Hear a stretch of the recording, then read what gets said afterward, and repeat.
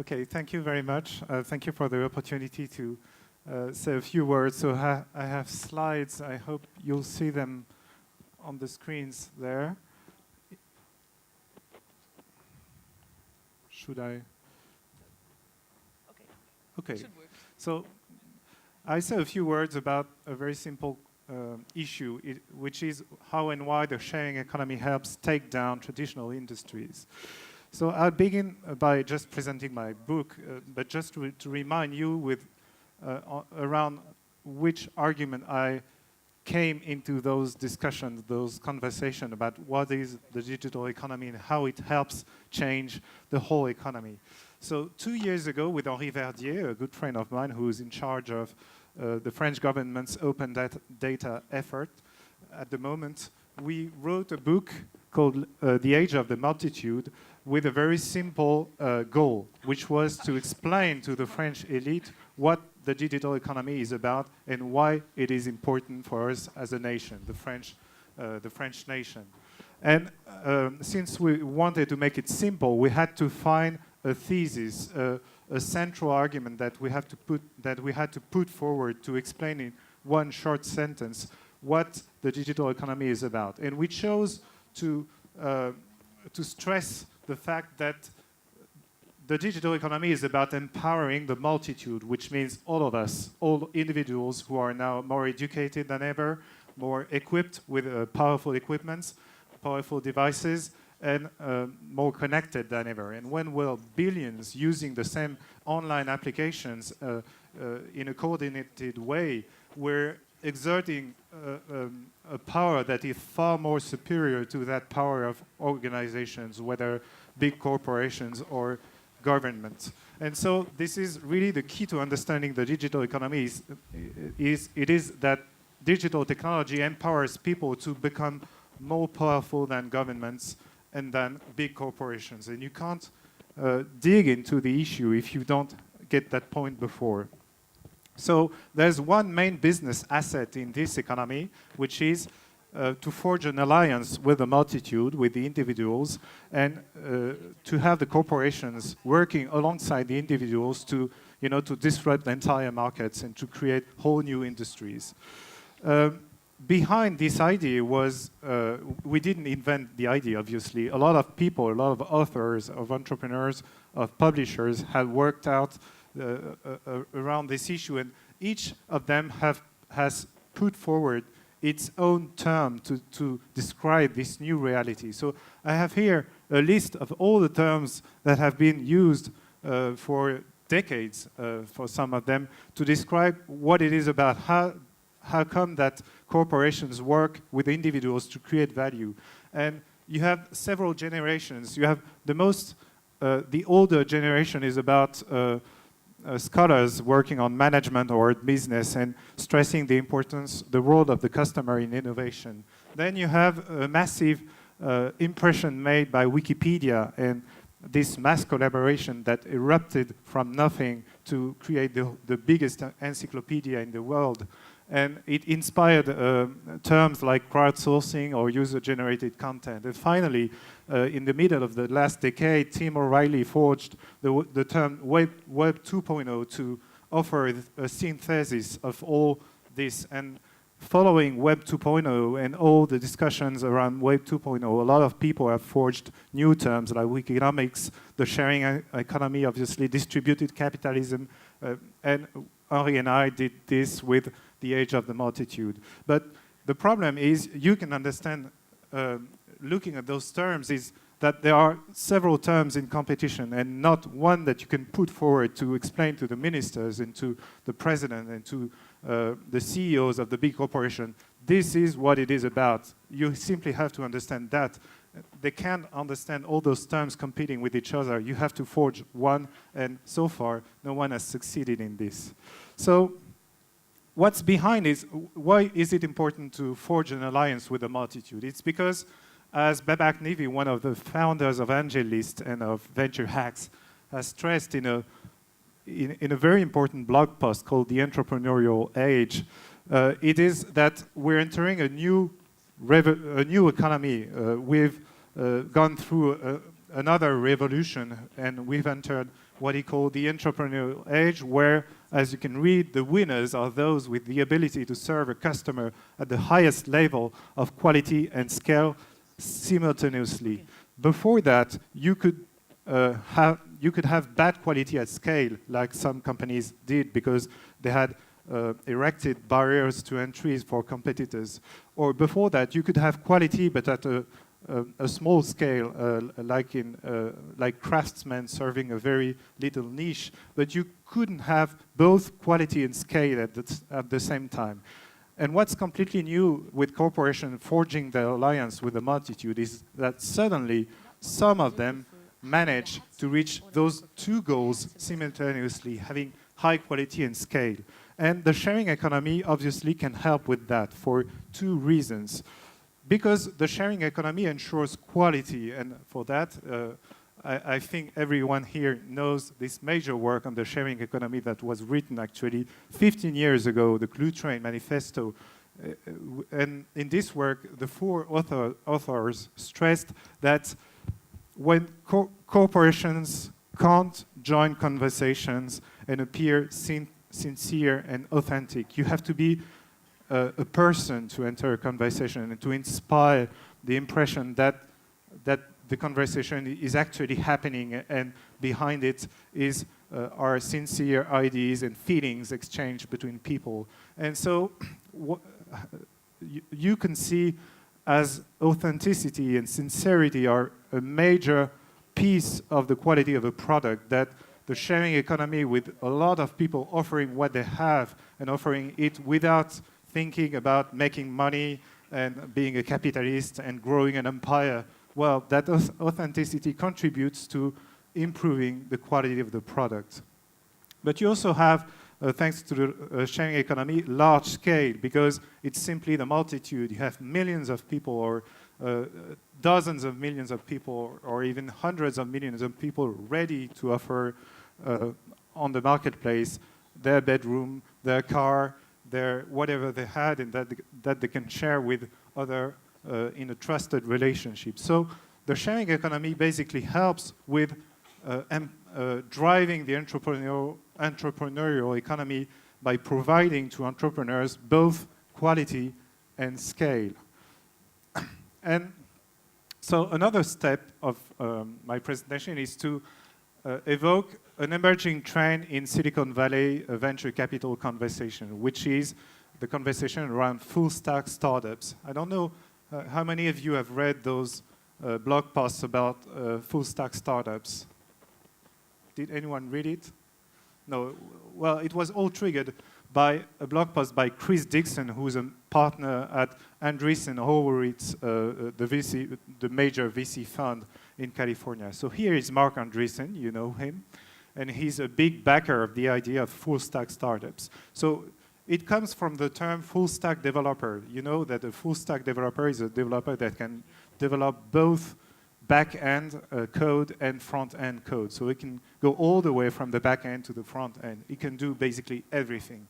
A full-stack startup is a company that from the beginning on, from its creation on, can enter the whole value chain from the front end, where you're in contact with the customers, up to the back end, where you have to control major assets like infrastructure or sales force at a national level or at a global level.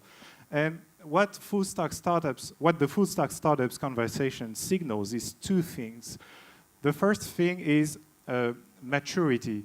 The venture capital economy in the Silicon Valley has reached a high level of maturity, which enables big VC firms like Andreessen Horowitz to announce publicly that now they're ready to finance full-stack startups, meaning companies that will disrupt entire value chain from the end from the top to the bottom, without first entering one level of the chain, usually in direct contact with the customers. No, it's not intermediaries anymore, intermediaries between an existing offer and an existing demand. It's a company that takes the whole market from the beginning on and evicts all the incumbents out of the market and basically make them go bankrupt. So the first it signals first maturity of the VC system. The second thing that it signals is basically impatience, because it's as simple as that. Innovators in the Valley have had the patience to disrupt an industry company by company, level of the value chain after one level after another, etc. And they had the patience to work for many years in some industry with the incumbent, with the existing players. But now they're kind of fed up. They think that the incumbents have not changed fast enough, and that if you have the entrepreneurial maturity, if you have the capital to back it, then you can enter the markets and disrupt them from the top to the bottom without working for 1 minute with the incumbents. So you can make them go bankrupt in 1 second and take the whole market. That's just what Tesla is doing. Tesla didn't ask the permission to automotive company. They didn't want to collaborate at all. They just hired the best engineers in this industry and learned to build the cars by itself, by themselves, without having to work with the incumbents that would have slowed down their effort in disrupting the car industry. So Elon Musk is basically the example of a first full-stack startups. Tesla is a full-stack startups because it tries to work absolutely without the incumbent and align with its customers, obviously. And so it's really full-stack startups, and the theory behind it is really impatience meets capital. And a last example of that is Netflix producing its own series now, because they were kind of fed up to negotiate the rights on the existing series produced by the old professionals of the entertainment industry, and they didn't want to negotiate anymore. They said, if we have the direct contact, if we have the alliance with the customers, with the viewers, we know what they want, we know what series we have to produce, and that's House of Cards. And we have not the patience to negotiate the rights anymore. We'll produce our own series. We're slowly becoming a full-stack company like Tesla is becoming in the car industry. So you have a lot of cases illustrating how the multitude, the people, help entrepreneurs create full-stack, progressively allow with the entrepreneurs to disrupt industries. You have Napster. Napster was, okay, we're entrepreneurs, we're accountable to our shareholders, to the system, so we cannot break the law up front. But our members can do it and take the risk, because the music industry can crush a new company like Napster, but it won't crush its own customers, the people who are sharing their files through Napster. So Napster forged an alliance with the users, and even though Napster had to close shop, they triggered something that basically disrupted the whole music industry in the end. Another case is YouTube. YouTube was mocked when it was launched because the professionals in the broadcasting industry saw the videos that were shared on YouTube. And so what interest is there in bad quality videos of cats? I don't see the point, and I'm staying with what I have, which is traditional broadcasting with a lot of know-how and a lot of skills, etc., etc. And finally, 10 years later, after the launch of YouTube, the professionals are forced to consider that the audience has moved from them to YouTube, and that if they want to reach the audience, it's on YouTube that they can find it. And so YouTube has become a tool for professionals to make contact with the audience, and YouTube was launched as a sharing product, and now it's inevitable for traditional players to go through YouTube. So YouTube helped disrupt the broadcasting industry. And the final case is Airbnb, and I only have 30 seconds, I'm sorry. But Airbnb, you have to browse this online to Google this. It's an exchange of emails between venture capitalists. Paul Graham, the CEO of Y Combinator, wrote emails at the time to Fred Wilson, a famous New York City venture capitalist, to try to convince him to invest in Airbnb. And he explained, it was in 2009, 5 years ago, that Airbnb will ultimately become the marketplace for booking hotel rooms. And Fred Wilson was skeptic, and he didn't invest, and now he deeply regrets it because Airbnb has become this huge phenomenon. And Paul Graham published the emails with the authorization of all the people involved to explain how VCs can make bad choices, and how he predicted that Airbnb will go all the way from people sharing bedrooms to becoming the marketplace, threatening the entire hotel industry. So finally, and that's my conclusion, and I have to make it shorter, but some of you may remember this book written in the 80s, Barbarians at the Gate, and it was a book to denounce the private equity industry and its bad practices and how it hurts companies by buying them out with leveraged debt and forcing people out of the company and cutting costs, etc., etc. Now the sharing economy is basically doing that. It's helping traditional companies change when, in fact, they cannot change because their managers don't want to move on and their clients are too conservative and their shareholders want their dividends. Well, if they can't change because they're trapped in this system with bad managers, bad shareholders, and sometimes bad customers, then the sharing economy can help change all that and create another stream of business besides the traditional industry that ultimately will take control of the market and integrate all along the value chain, just as a full-stack startup can do.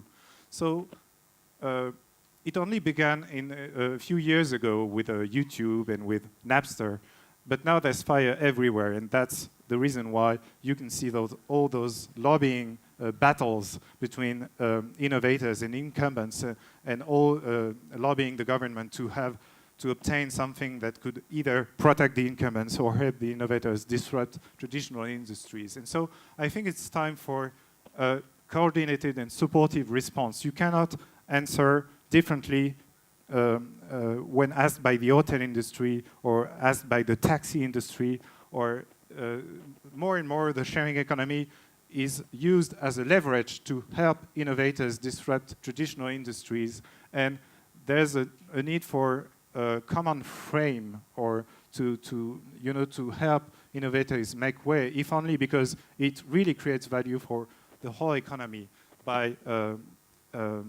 implementing creative distractions, just like private equity did in the 80s. Maybe disruption now is the way to implement creative destruction and to force the bad managers and the bad shareholders out of the existing companies to make way for new entrepreneurs willing to forge an alliance with the customers. It helps, obviously, to diversify the income of all the people sharing in exchange for money. What it helps make ends meet.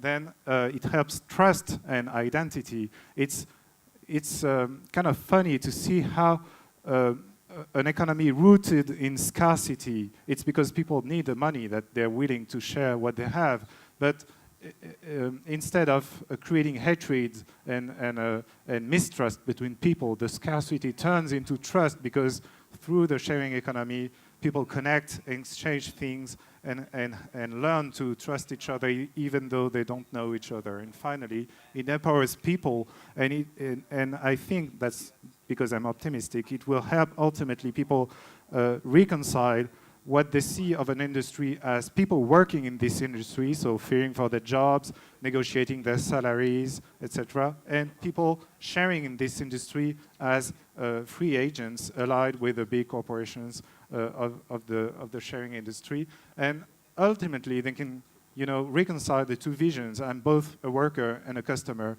and maybe that will help change how capitalism works and how capitalism creates value for the whole society. So thank you very much. I'm sorry.